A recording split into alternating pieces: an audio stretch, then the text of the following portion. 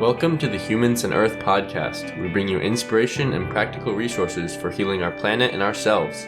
It is time for soulful contributions that regenerate life on Earth. I'm Helen Claire Harmon, a thought leader and teacher who believes we're ready to renew Earth and heal ourselves in the process. Welcome to today's episode.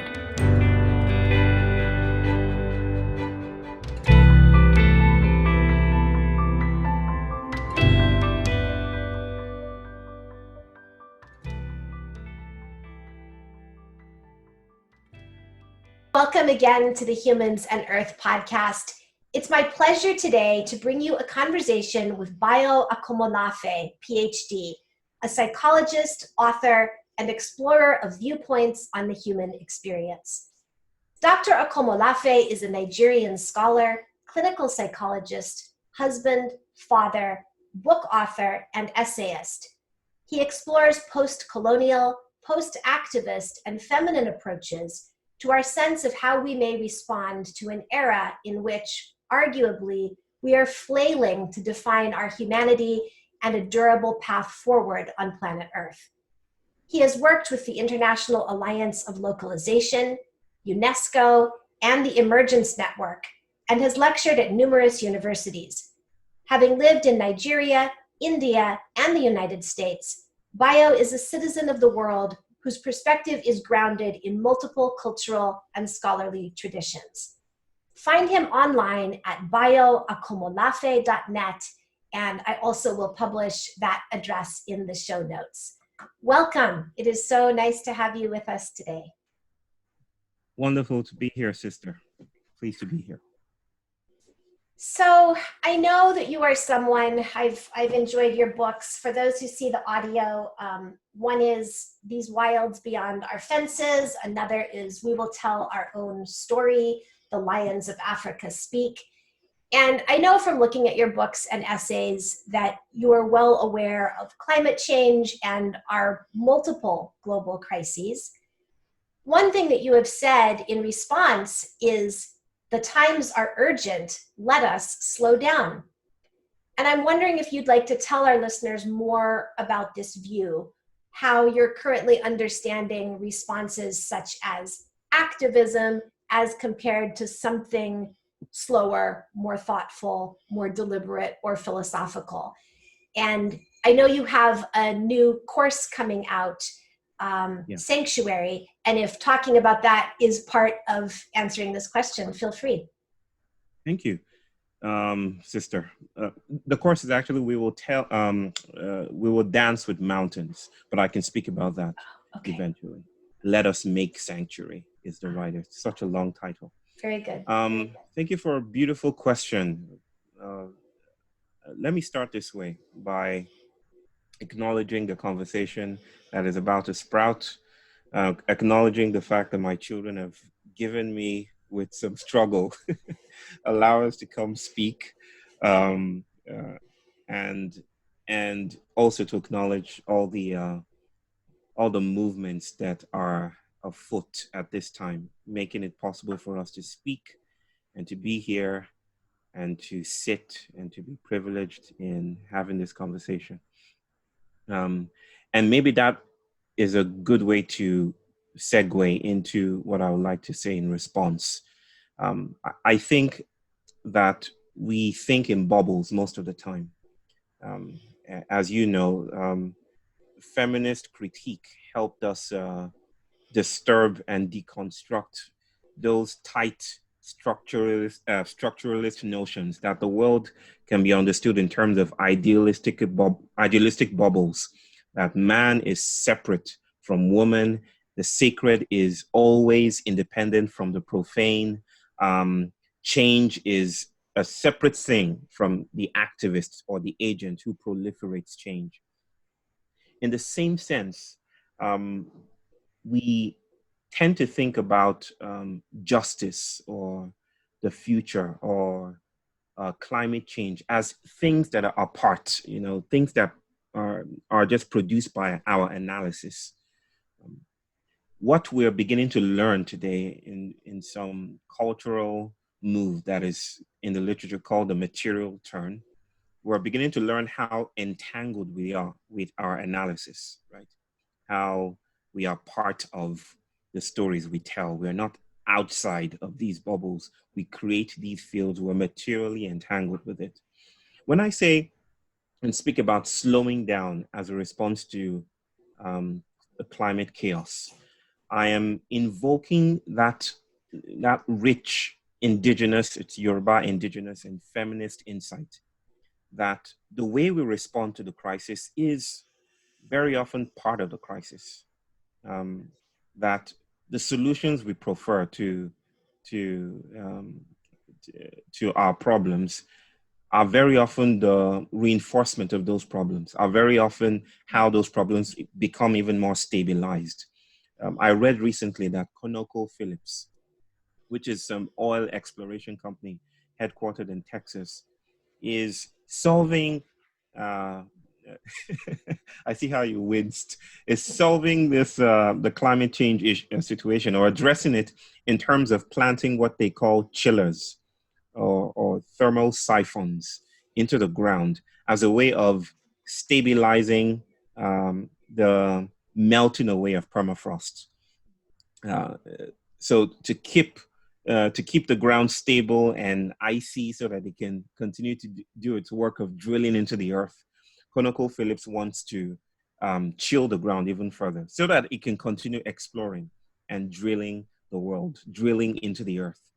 Um, I think that's the most, of recent, that's the most shocking, the most glaring example of how the way we respond to the problem is part of the architecture of the problem. So slowing down is not an invitation to just do things at a reduced speed.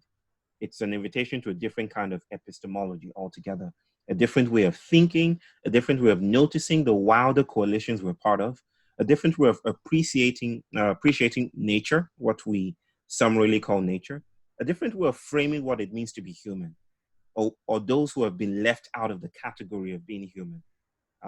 So let me stop there for now because I can write a Yes, book. no, so helpful. Well, I hope you do continue writing about that. And I think this current technological so-called solution that you've referenced fits under the category of geoengineering, which is an area that I tend to refuse to learn about because I disagree with it from an ethical standpoint, as you are describing. Here's the problem, though, or one of the problems that you and I are both aware of. It's very challenging to help or guide or persuade people to change their paradigm. I talk to people all the time who love the thought of a supposedly quick and easy technological solution to climate change because that's the mode in which they're accustomed to thinking. The post-scientific revolution, ongoing industrial revolution mode of thinking. So I would love to hear your thoughts on either sort of philosophically or personally, like at the philosophical conceptual angle, you might address it that way, or just personally, what happens for you in conversations with people if you would like to encourage them to question or change the paradigm in which they're thinking? Well, my own experience, prior to the pandemic, if we can speak about the world in those dimensions, prior to the pandemic, after the pandemic, I don't know that that's possible. The world is so radically altered by this event we're still in. But a few years ago, I was doing a talk in South Africa, and I remember speaking about issues that touch base with climate chaos and how we respond to crisis. And I remember some people being energized by it. This is one of my first keynotes. But the guys in front, there were some guys in front that were actually eager to hear what I had to say because they wanted to fund it. But what I was proposing wasn't fundable from their perspective. And so they walked out. They walked out and they complained to the host that, why did you invite this guy from Nigeria to speak about paradigm shifts and all of that? We need solutions right now. This is not what we're all about. Um, on the other hand, even those that get excited about it, because the world exceeds rhetoric, the world exceeds um, uh, educational shifts. We tend to forget that we are, even the thinking human subject is part of a wider web of mattering. So changing a person's views doesn't necessarily mean a change in behavior, because a change behavior is ecological, right? It's not just individuated. It's delusion. It's rhizomatic. So I could have someone could have a wonderful experience, agree with me 100%, but it's still situated in algorithms, in office spaces, in technologies that exceed that person's convictions, right? So I think it goes beyond just inviting people to think differently or trying to persuade people. I think I'm out of the evangelistic game of trying to convince you that this is exactly how you should think about climate change or chaos or how we respond to it. And this goes again into what I speak about as post-activism, that change isn't premised on human agency, that decoloniality as well. Our work in fostering a dismantling of whiteness as a terrain, as a terroir, as a landscape, our designs, our motivations, our yearnings, longings for something that um, obliterates that colonial oppressive architecture, Yes. um, is not entirely dependent on what we do, right? We've been speaking about climate change since forever, right? In the 1970s, books came out and were urging people to do stuff right now, and that was in the 1970s. Um, right now, um, a virus comes out of nowhere, so to speak, and does what we haven't been able to do in all these years. Literally sends people home, brings down planes, shuts down economies. I think the world has its own sense of agency. It has its own sense of timing. It has its own temporalities. And our work maybe is to, in the words of Spinoza, is to re-naturalize, is to learn how to find new alliances and build wilder coalitions that might allow us to do other kinds of different things. I might just say this, add this to this point, that if our activisms were not so tethered to this machine, this assemblage, this apparatus that produces either victory or defeat, then what other kinds of actions are possible?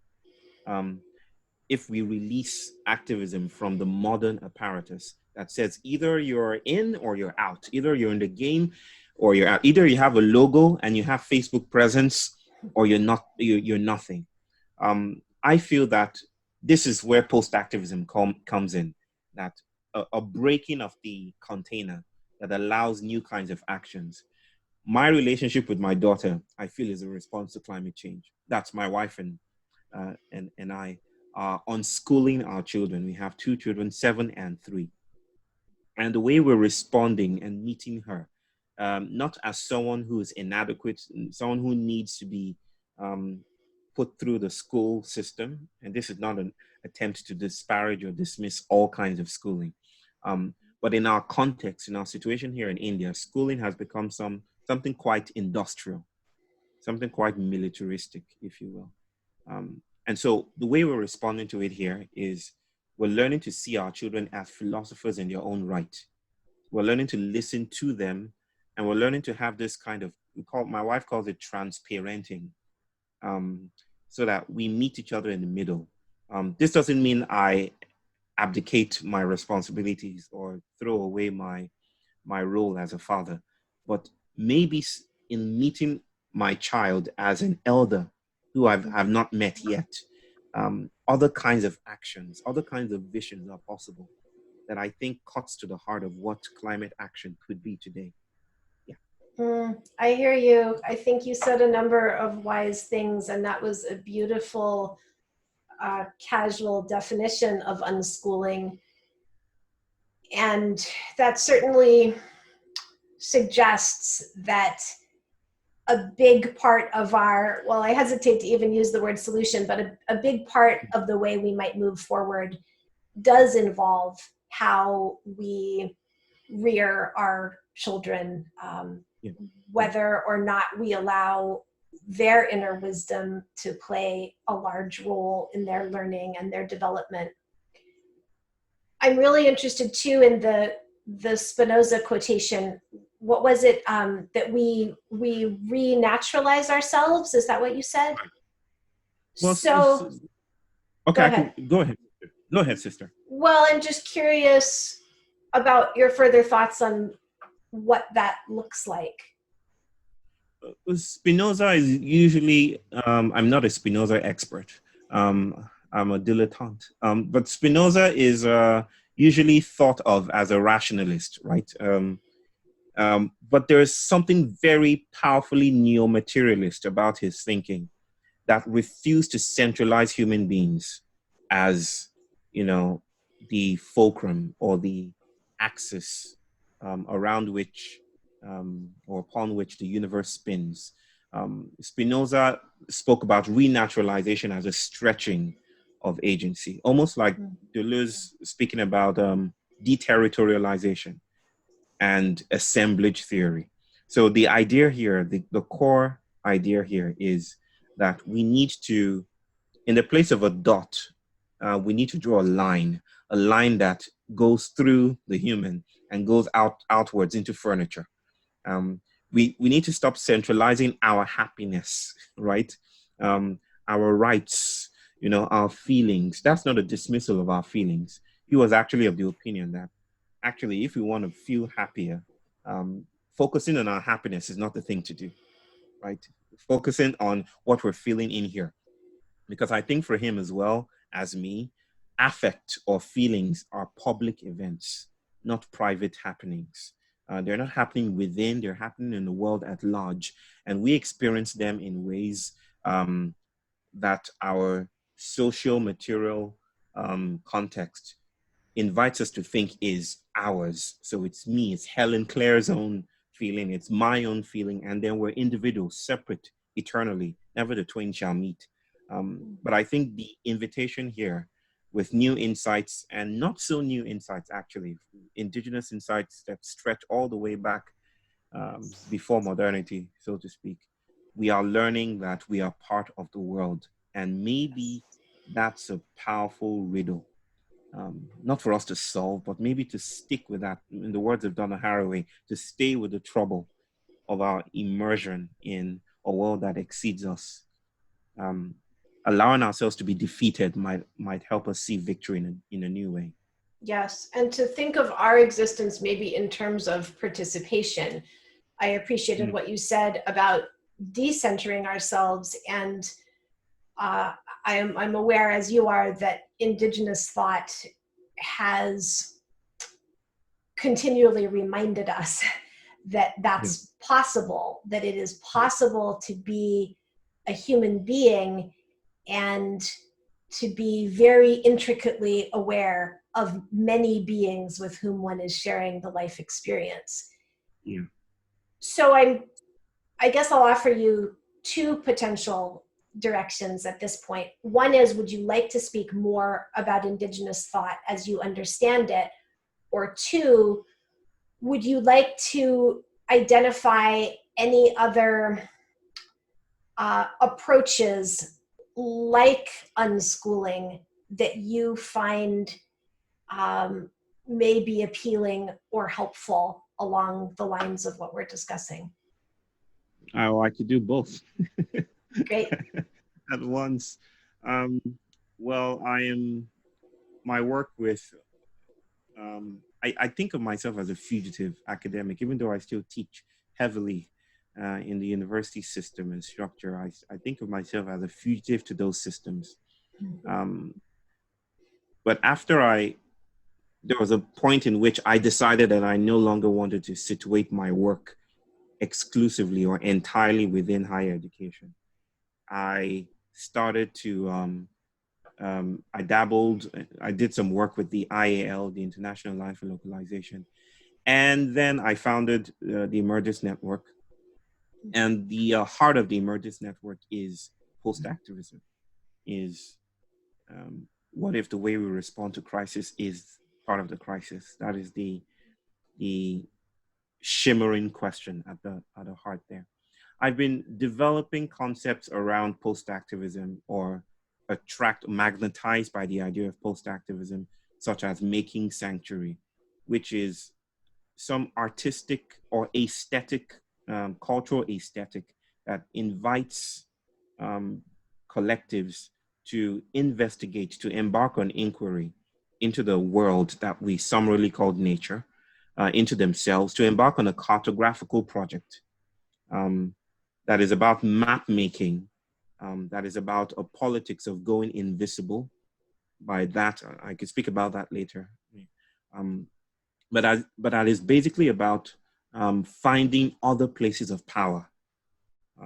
And one of the ways that we're experimenting with this idea of the otherwise, that is a place of power that is not dependent on the nation state, that is not dependent on whiteness as a geological imperial force, that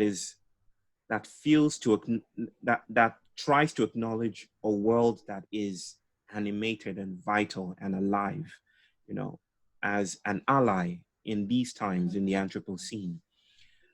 One of the ways we're experimenting with that is with grieving, for instance. Grief as a response to climate change, grief as activism. I've been writing about grief, but not just writing about grief, but writing about loss as an opportunity, and not an opportunity in the entrepreneurial sense, but as an invitation to revisit what it means to be human.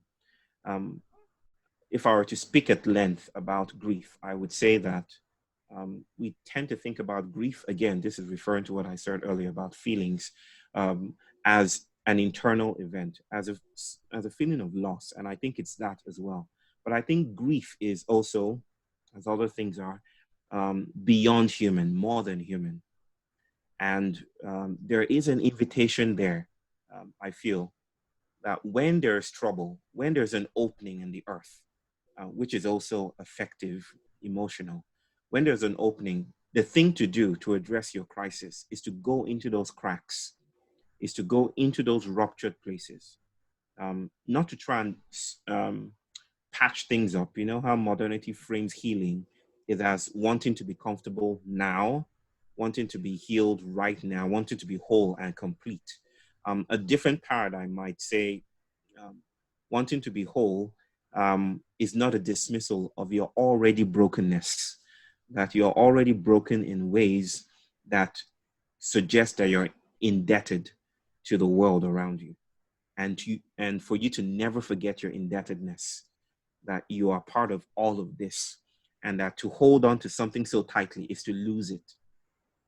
So I forget his name, an author, friend of mine, can't recall his name at the moment, would say that we will, that which we love, we will lose. That which we love, we'll lose. So we've been trying to frame grief and grieving as a way of meeting these times. So instead of climate justice, how about climate saudade? Saudade is a Brazilian Portuguese word for a sense of loss, a feeling of loss, maybe even nostalgia, a sense that some things are gone and we may never experience them again. What does staying in that place of shadowy grief do? And I'm not talking about just feeling sad and crying together with other people. I'm talking about what kind of projects can emerge when we take loss and grief seriously, when we let go, even for an instant, this idea that hope is eternal, hope springs eternal. Is there a place where hopelessness becomes a resource, an invitation to do other things with the world? Is there a place where we're being invited, maybe you guys should give up, like the trickster would do, speaking about archetypes? Maybe it's time to give up. Maybe it's time to shapeshift. So we are experimenting with new ways, and by we, I mean the Emergence Network and the alliances that we're building together. Yes.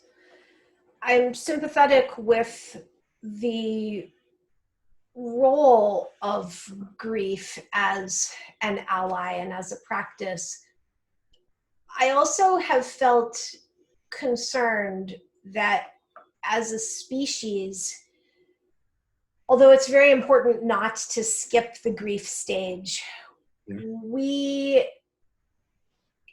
as far as I see, have not done very well in the last few decades at creating a very thoughtful, nuanced, heartfelt, and robust hope.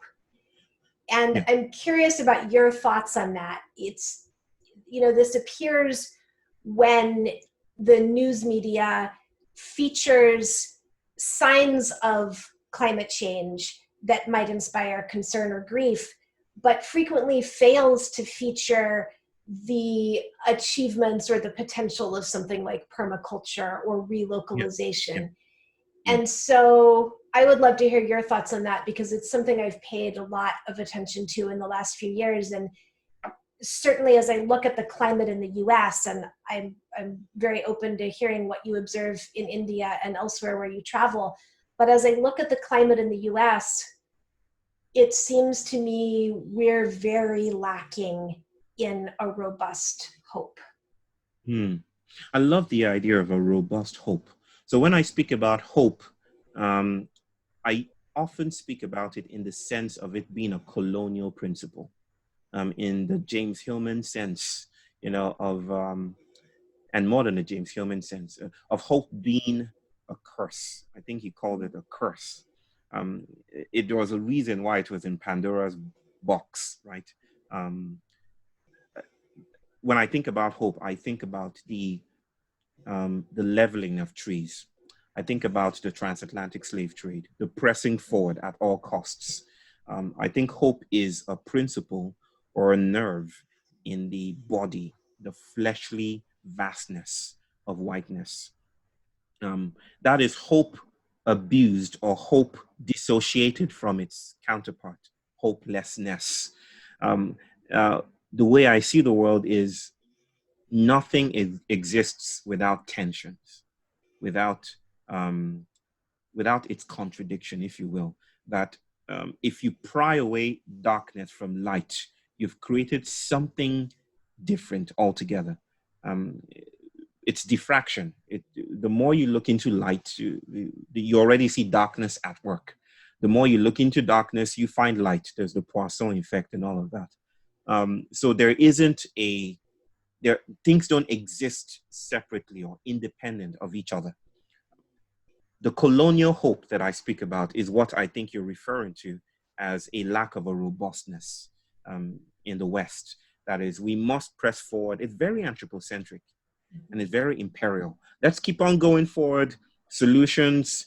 Oh, you forget about it. Stop crying. Pick yourself up. As a psychologist, I was trained to patch people back together, pump them back into the rat race, get in there, you know, have some faith in yourself and all of that. But there's room for actually falling apart.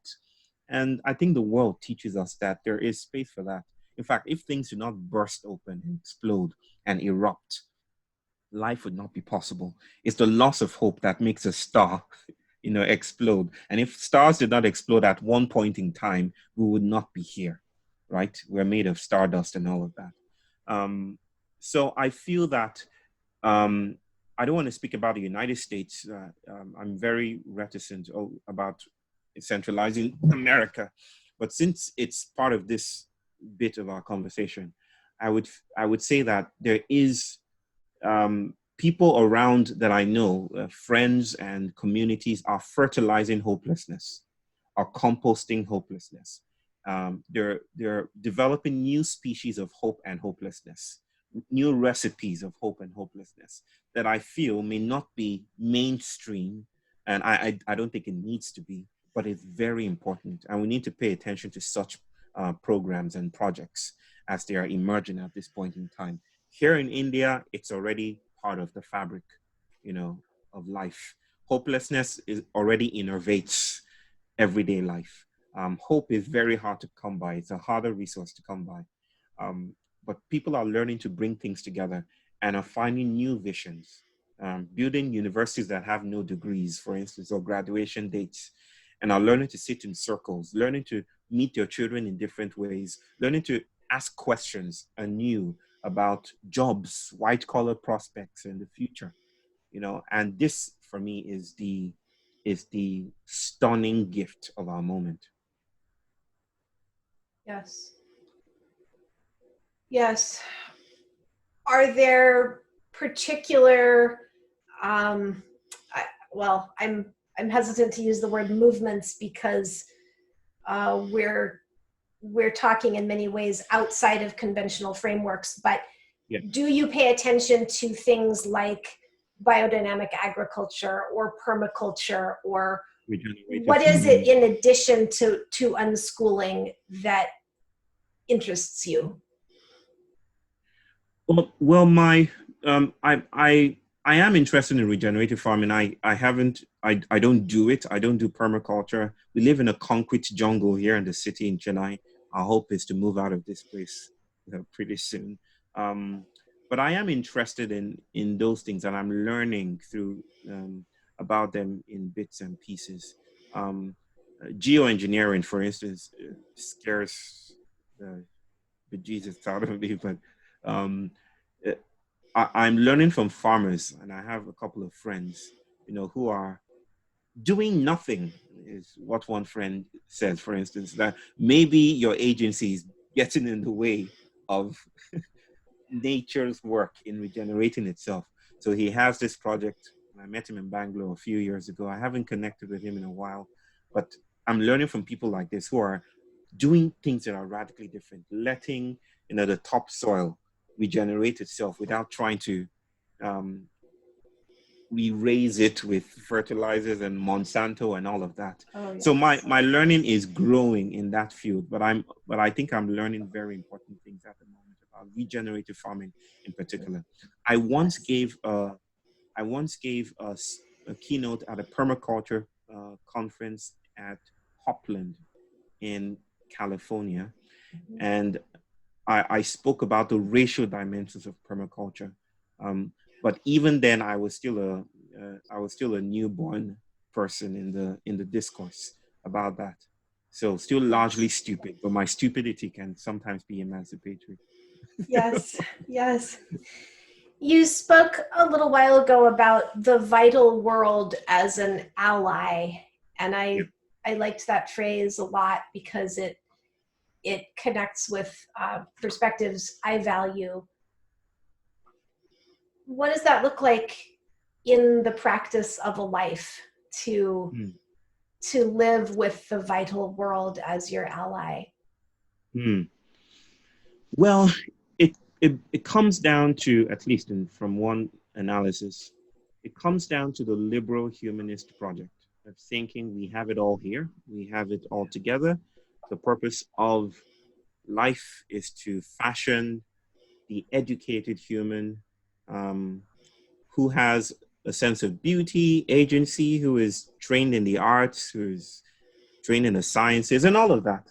Um, and then we demise happens or dying happens. And I just want to refer our listeners to the etymological root of the word demise, which means a transference of property, um, a giving away of property. And I think that's what is happening right now, not just in psychology, but in sociology, in biology, in the critical field of new materialism. Um, we're learning um, that the world has all these things that we thought were exclusively ours.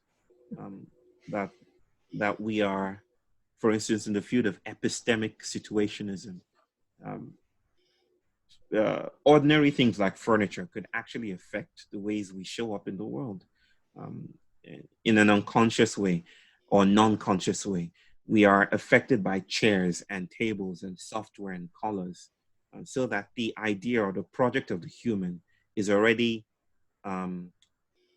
queered right from the get-go. So how does it look like in practice for me? I'll speak about me um, for a start. And I would go back to my daughter, that The idea that she can only be educated when we traverse distances or a distance, to take her to a box called a school, and that's where learning happens. That's a very modular way of seeing the world. We are seeing learning happening in molecular ways now, that everywhere is alive with learning, that the stairs, the stairwell, the flower, the flowers and plants and tomatoes that we're planting just outside our door can teach our child textbooks of learning, that there are ways to learn about the world and meet the world if only we knew how to experiment with approach. And by experimentation, I don't mean we just start things from beginning. I mean that even ancient practices, Yoruba people, Yoruba healers and shamans, I studied them from my doctorate work. They would listen to a plant in order to find ways to address a client's needs, a client's psychological needs. They would listen to the plant. How do you listen to the plant? I would ask them. No, no, no, no, no. You have to go through a process before we tell you. It's a secret.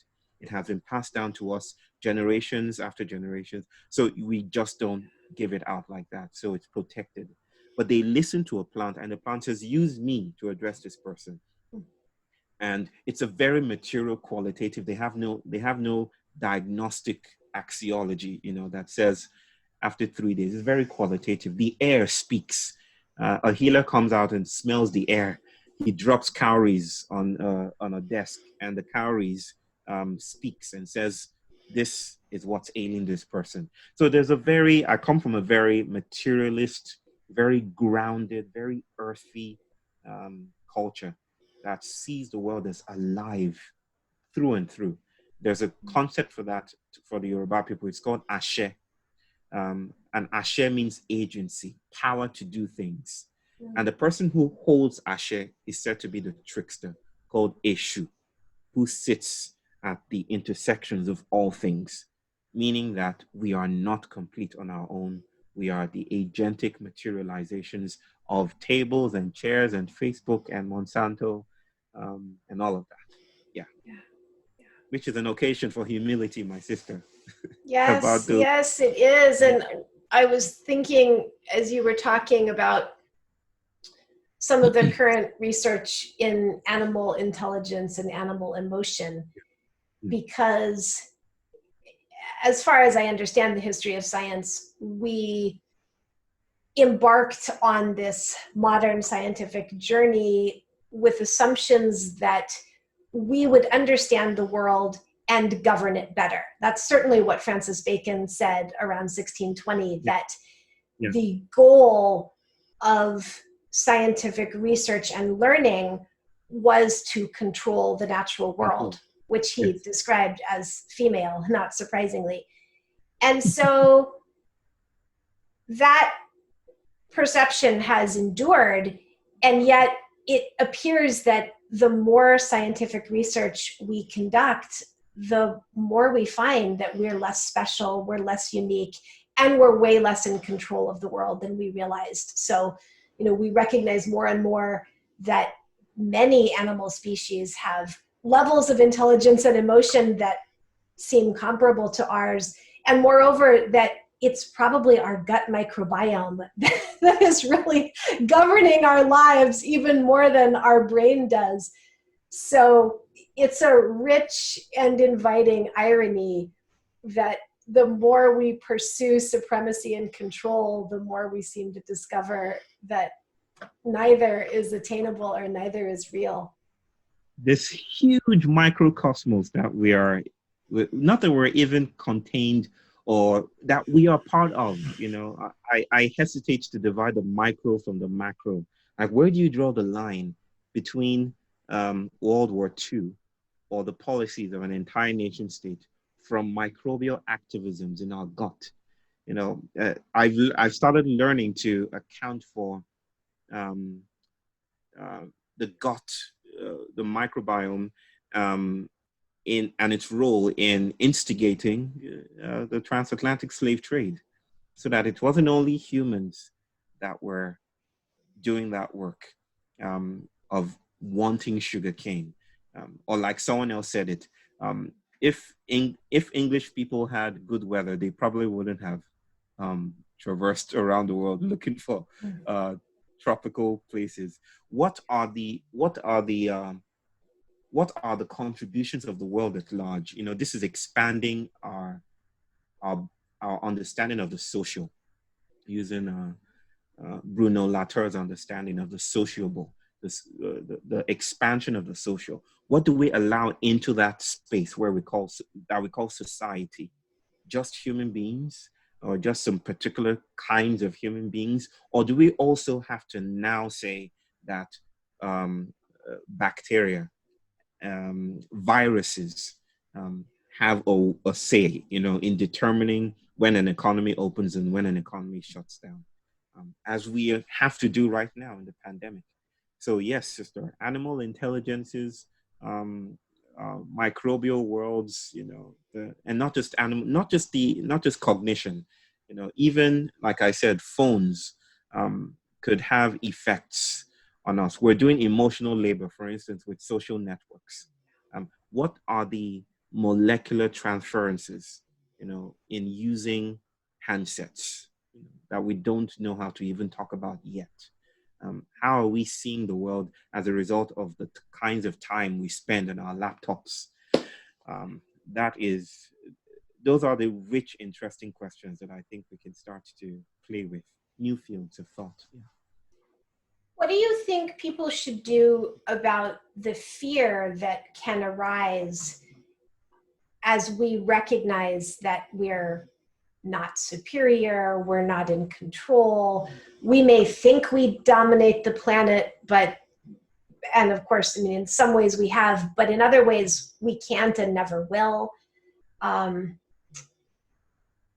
It seems that the fear people experience at that point is a block to being able to step into the adventure of recognizing that you're not a superior or dominating force, and then entering into living with the vital world as your ally. What do you think people should do when the fear stops them? Well, let me cleave open the concept of people then, and say that there are people within people. For people like me, I think that knowledge has always thrived, even though it has been repressed by colonial interventions and marks in our bodies and our backs, and educational systems and religious paradigms that insist that none of these pagan intelligences are real. Stop believing in them. This is the infrastructure of the modern. This is the real. The empirical is only what you should be focusing on. Um, um, but it has thrived because of its resilience. I like to say that potholes in my country, in Nigeria, as well as in India, represents the resilience of a culture that does not want to be flattened by the industrial. And so there's some resilience there. These people have been live with these intelligences, live with this fear all the time. They've lived with hopelessness. They've lived with a sense of being repressed. Um, the real question then is, people in the West who are largely gestating in modern settlements, who are framed by rights and entitlements. What do you do when the rights and entitlements are becoming hollowed out? When the pillars that support modern civilizations are crumbling, what do you do? I think a minoritarian politics is what we should start to, or we can start to continue to reify. By minoritarian politics, I mean the reverse of a majoritarian politics. A majoritarian politics would emphasize inclusivity. That is, let's bring you up to our place of power. I would suggest now that the work of most of us, who have been framed by whiteness, and by whiteness, I don't mean white identified bodies. I mean a geological principle that enlists all kinds of bodies, in a project of stabilizing the world for the proliferation of the individual, of the self, of the fetish of the self. This minoritarian politics would invite us to go deep into the soil, to learn from those who have been pressed to the soil, and to learn from the soil, into which those people have been pressed. So this is the work of unlearning mastery, um, unlearning our domineering and dominating and control perspective, learning how to die well, learning how to surrender. And this is not something I think that you can learn in a workshop, or possibly something you can learn from a book. You can get all the information about entanglement. You can get all the information about loss of control. You can get all the information from critique-based feminisms that call out the patronage and the patronizing qualities of patriarchy. You can do all of that and still be framed in networks that proliferate these dynamics.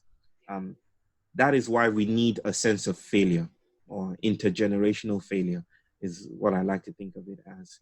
That we need to accept that it may not happen in our lifetime. Maybe our lives are the material with which other generations will weave these kinds of knowings that we may never be able to access.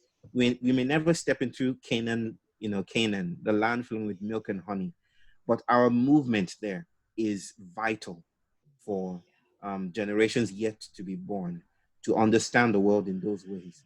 So I don't know that I can speak with eternal hope or abiding hope about our prospects in this generation. I don't even know if my daughter's generation will live into a world beyond this stabilizing, domineering, colonial, imperialistic quality. But I think we are being helped by the modern human. That in many ways, the pandemic is troubling and, and humbling, but it has its lessons to teach. It has its work. It's doing some kind of activisms that we need to appreciate. That we're learning to be humble, and maybe learning from our bones to be humble, not just in word and eloquence. We're learning to lose our lips. We're learning to limp instead of walk confidently. And maybe that's the work there.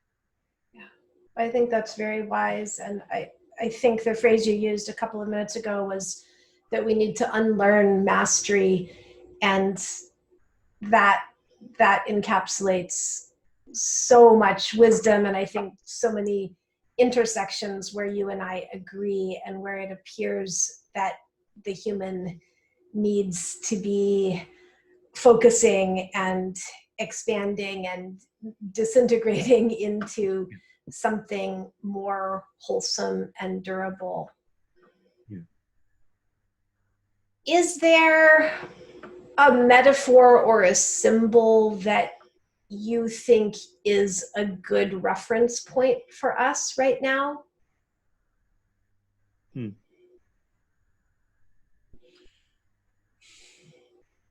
Sylvia Winter's notion of man, the man, and Alexander Weheliye speaks about going after man or beyond man, the human as man, comes to mind. But I would say that sanctuary is a very powerful metaphor that I'm working with. So what I've been doing is through, diffractively reading texts into texts, not trying to find some essentialized truth, but to alchemize creative visions for work we can do today, or work we might decide not to do.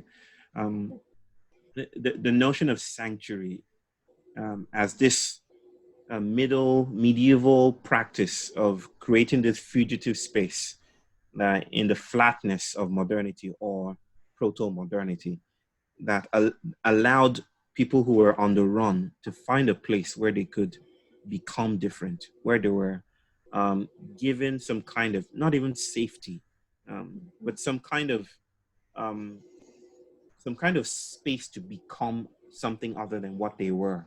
And if you read further into those practices, you'll learn that they were fed, the ritual of the Eucharist was performed. They were fed the flesh and the blood of the Christ. They were forced to accept the Christ as their Lord and Savior, and then they were exiled. I kind of read through that and said maybe we need sanctuaries today. Now, not sanctuaries in the sense of safety, the important work that is going on now for people, for instance, witches, people who have been accused as witches in Ghana or anywhere else in the world, in the Americas, um, and are given a place of safety from angry folk. I mean sanctuary in a different sense. And that sense is we need places of this unlearning mastery that I speak about. We need a politics of going invisible, using the terms of Deleuze, a politics of going imperceptible, a politics that does not appeal to the powers that be for recognition. It's not a dismissal of identity politics. I think identity politics is crucial, but I feel that we can supplement it with the work of going under into sanctuary. Now, there's a Greek word for that, katabasis, which is descending into the earth, into the geological rifts, into the seismic shifts, so that we can learn to, no, not even learning, so that we can become other kinds of bodies. And we don't know what the world will look like. We don't know what kinds of futures that are in front of us. We cannot fully anticipate in a time of indeterminacy. However, that is part of the material of sanctuary, not knowing, confusion. Working with that becomes a work of losing our sense of mastery. And I think that we can weave an artistic, political, social, theological project that is translocal, that is transcultural, that is never still, is a lively vocation of making new kinds of bodies that are cartographical excursions outside of the human as man, outside of the colonial project of modernity. And then we will never get to a place where we're pure, where we say we've arrived. It's the ongoingness of this practice, not of saving ourselves, but of becoming different. Knowing that even when we fail, our failure is a compost heap that might sprout other kinds of futures. So I would use sanctuary as a very potent figure. I would say figure, not even metaphor, a figure of movement and invitation to fugitivity, to descending, to the trickster, to the earth, to nature, so-called, and to the body of the woman, or Iyawa, as Yoruba people call them. Um, uh, yeah, that's it. Yes, thank you. I appreciate sanctuary and also compost. Would you like to tell us what you're bringing forward in your work right now? How can people find you or participate in what you're offering? I'm doing a course, apart from my work with the Emergence Network. This is something I've been doing even prior to the founding of the Emergence Network. And we just had a wonderful conference, over 1,000 people online, called the Wilds Beyond Climate Justice, Beyond Climate Justice. Brought people around the world together, spiritual leaders, grandmothers, children, artists, musicians, together to break away from the highway, to flee to steal away, into the bushes, to find other ways of breathing and meeting the world. I'm doing this work called as an online course, but it's really very practical and grounded and exercise full, called We Will Dance with Mountains, Let Us Make Sanctuary. And it's open now, actually, for registration. Surprisingly, we got about 100 people in day one of opening it. Wonderful. Just yesterday. So there's a strong appetite for this work of rethinking what it means to be alive today. Yeah, anyone could. I should say this: not everyone is invited. Um, those who are invited are those who are willing to go beyond conventional modes of thinking and are willing to stay with the discomfort of doing that. And there are probably people who have been rendered awkward by the explosions of this time. You know, people who feel politically homeless, people who feel, I recognize the gifts of identity politics, for instance, but I also sense its limitations. How do I hold the tension of these polarities? How do I, what does activism do in this time? Where does blackness go in this time? Um, so if you're on the run, then this is a place to make sanctuary together. We're not presenting sanctuary, we are crafting, playing, experimenting, crying for a vision together. And I will be constellating, bringing resources, bringing the data points to say, maybe the place we go is into the depths.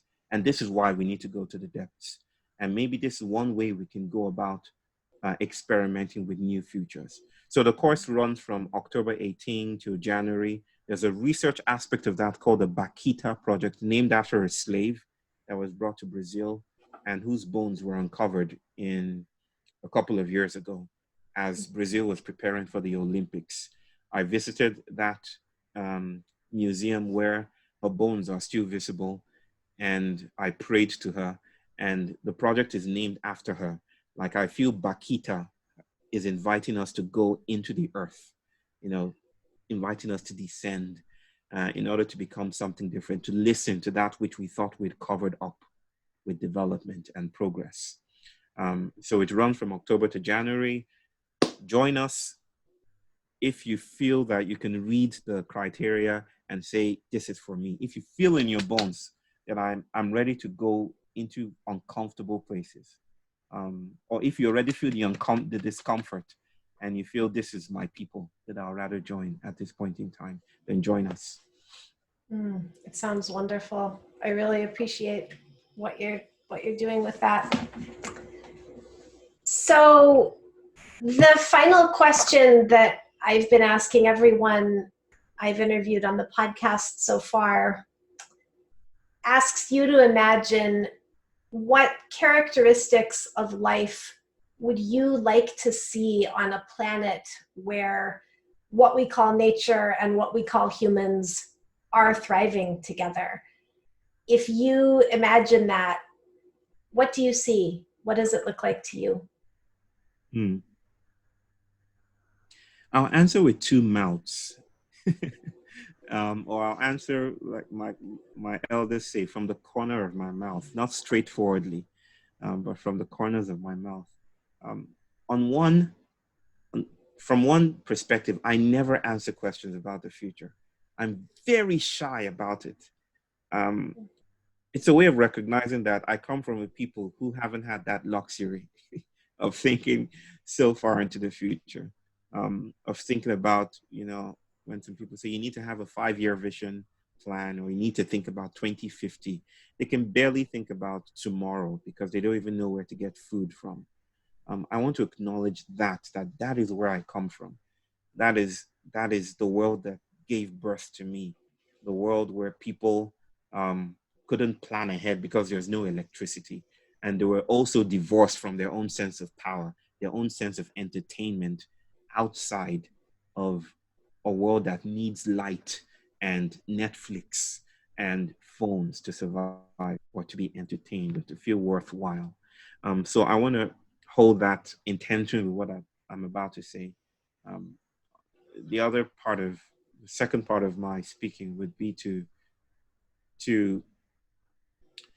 with some humble, with a healthy dose of hesitation, say maybe the world that we can think about is a world full of play.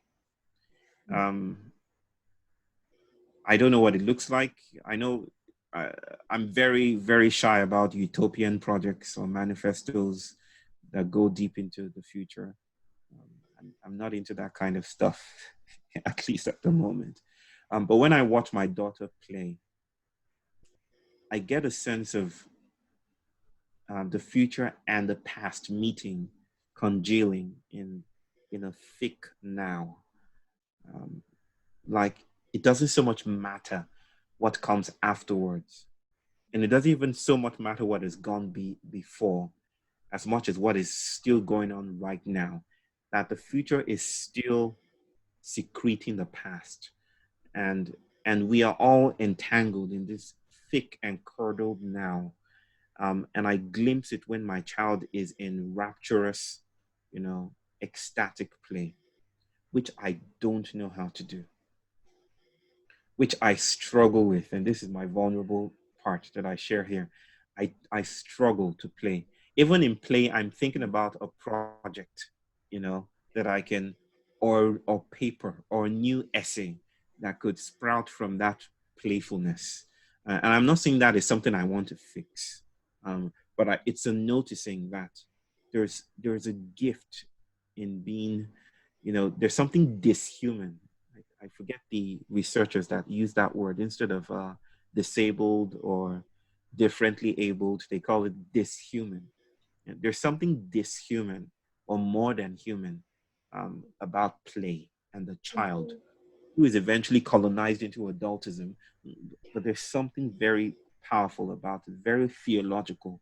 And maybe that's why the Christ, would say that the children are the emblematic of the kingdom of heaven. Yeah. So when I think about heaven, when I think about, I'm not a Christian, I don't practice Christianity, but when I think about the future, I think of play. I think about my daughter, which is the reason why I wrote the book that I did, Yeah. So play is very powerful to me. Yeah. I think that's compelling. And I would venture the slightly alternative formulation that maybe play is quintessentially human, or that it is somehow a forgotten center of ourselves. And like you, I'm not very good at it. I tend to, my children are older. Well, it was trained out of us, right? My children are older than yours, but on the one hand, I think your tendency to think about a new project while trying to play with your child is conflicting forms of play. I mean, because your work is perhaps a form of your play, but I know exactly what you're talking about, that the very present, very free, as you were talking about your daughter's play, and I was thinking about the play times that I've observed in children, real play as engaged in by children is very free. There's a lot of room for volition and autonomy and feeling and choice, and often connection, any kind of connection you want, right? A connection with what is immediately present, or a connection with something that you're imagining. So I really appreciate what you're saying about play. And I just add that I think it has this inherent freedom, perhaps, that is very appealing and very true, and probably what we're meant for. I hear you, sister. That is really spiritual. That is singing to me, music to my ears. Being able, I acknowledge what you say about play. I think of science as play, right? I think of knowledge making, collective sense making as a form of play. But there is a sense in which we are boxed in. We're boxed into imperatives that demand from us, that torture us into postures, and that diminish our sense of agency in the world, and also cut us off from the voices, the participation, the agency, the liveliness of the world at large. Scholarship doesn't necessarily have to be so sterile and clinical. The goat herder in India is a form of scholarship, or is a model of or figure of a scholar that I would like to learn from. That's a professor that I'd like to learn from, not just the PhDs and all of that. Yeah. Yes. I hear you. Well, let us not be cut off, and let us seek all the freedoms. Yeah. Thank you so much for being in conversation with me today, and for being here on the podcast. You can find more about Dr. Akomolafe's work at bioakomolafe.net. I'll publish that address in the show notes. If you'd like to know more about Humans and Earth e-courses or mentoring, or receive a notification of our next podcast episode, sign up at our website, humansandearth.com. Thank you so much, Bayo. Thank you, sister.